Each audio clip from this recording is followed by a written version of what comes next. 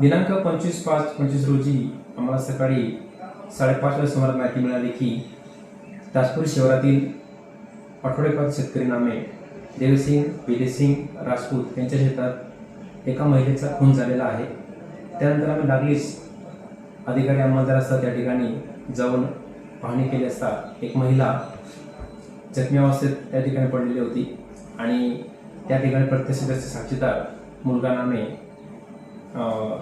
निखिल पावरा हा हजर होता। त्या ठिकाणी त्याची विचारपूस केली असता त्याने सांगितले की माझी आजी नावे टिबाबाई रेवला पावरा, माझे मामा अवलेस रेवला पावरा असे व मी या ठिकाणी राहत होतो। काल दिनांक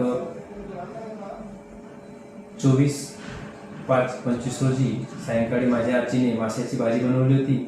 सदर माशाची भाजी ही कुत्र्याने खाल्ली, त्यावरून माझ्या आजीसोबत माझ्या मामाचा वाद झाला होता।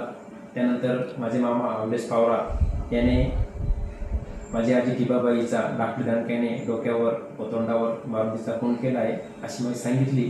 आम्ही आरोपीवर माहिती मिळाली असता तर आरोपी त्या ठिकाणून पसार झाला होता जंगल भागामध्ये। मग आम्ही लागली 4 टीम तयार केला। 4 ते 5 किलोमीटर भागात पुन्हा आम्ही पैसे शोधून काढला।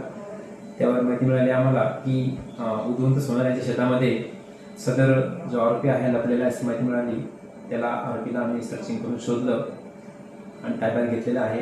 त्याच्याविरुद्ध अटकेची कारवाई चालू आहे आणि जी मयत महिला आहे तिच्या जावई याने दिलेल्या तक्रारीवरून ठाणे पोलीस स्टेशन गुन्हा रजिस्टर नंबर 75/25 BNS कलम 103 प्रमाणे गुन्हा नोंद करण्यात आलेला आहे।